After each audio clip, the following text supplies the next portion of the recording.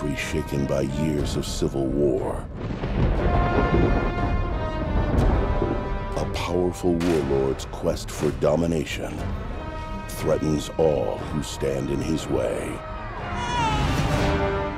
Howdy, this is Spence Abbott. I'm here today with John Woo, revered director of such films as Hard Boiled, The Killer, Face Off, Wind Talkers, and his latest giant Chinese epic, Red Cliff. Howdy, Mr. Woo. Good to see you again. Nice to see you again. So, this is your first Chinese language film since 1992. Yeah. What took you so long to return to your native country to make a movie? Actually, I have wanted to make this movie for over 20 years. For many years, we didn't have the budget and technology, so that's why we couldn't make it at that time. I feel, since I've been working in Hollywood for over 16 years, and it had made me learn so much from a lot of great, talented people in Hollywood.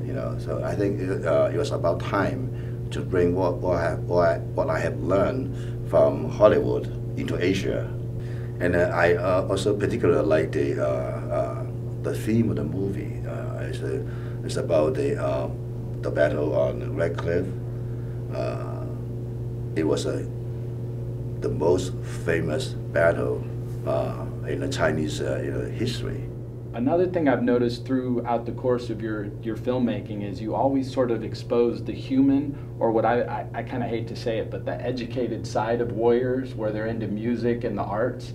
And music always plays like a really strong role in your films. Yeah. And especially in this film, you had the meeting of the two main characters, Tony Leung and Takeshi Kanashuru's characters, and they get together and they have that sort of duel on the instrument. Yeah. What is it about music that you find, you always sort of seem to stick that into your films? First of all, our character, played by Tony Leung, in the real history, he was a musician. He knows so much about music, but in the meantime, he also was a great leader as well. And I took the idea of jazz. I had designed the scenes to let the two heroes, like Zhao Yu and Zhuge Liang, means Tony and Takashi, they were using music to communicate each other. I think it will make the scene more fun, because it had never seen anything like it before in any of the Chinese movies.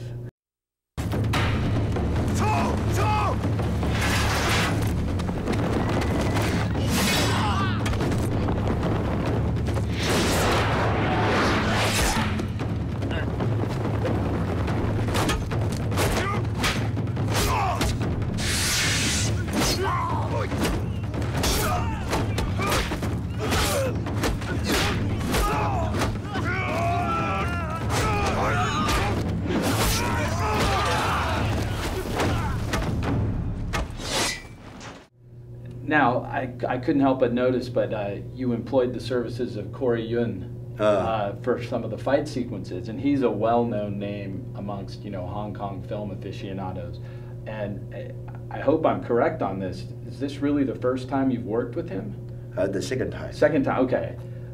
But how is that? I mean, when I saw his name and then I saw some of the battle sequences, I could kind of recognize where maybe his flair had interjected, and just especially in the close combat sequences. How is it working with him? It's really nice to work with a good old friend again.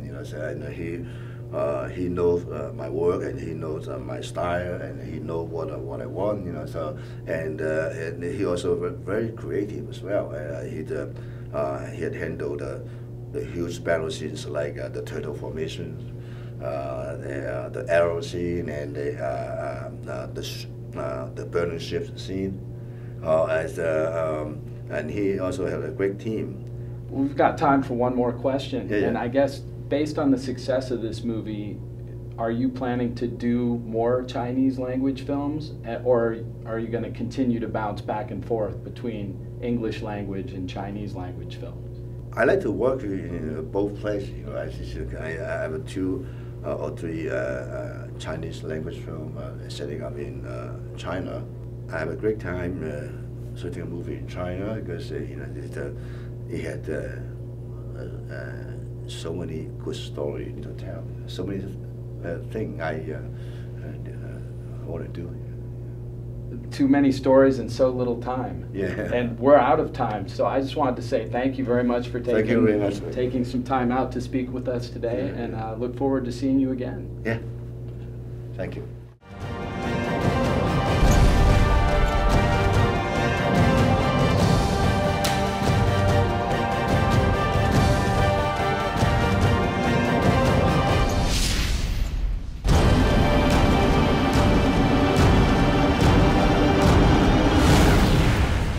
Red Cliff, a John Woo film.